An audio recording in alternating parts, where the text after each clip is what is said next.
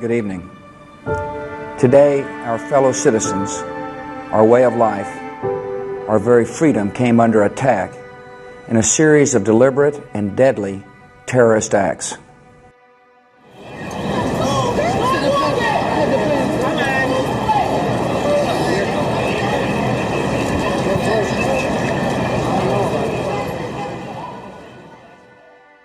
Center. You can see the firemen assembled here, the police officers, FBI agents, and you can see the two towers.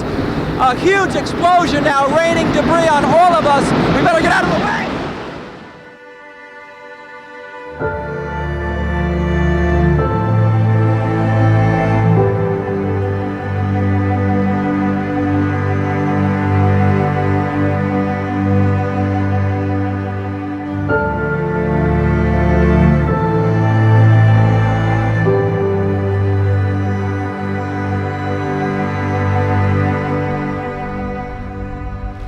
I can hear you.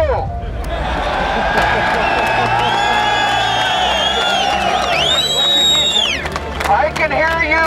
The rest of the world hears you. And the people who knock these buildings down will hear all of us soon.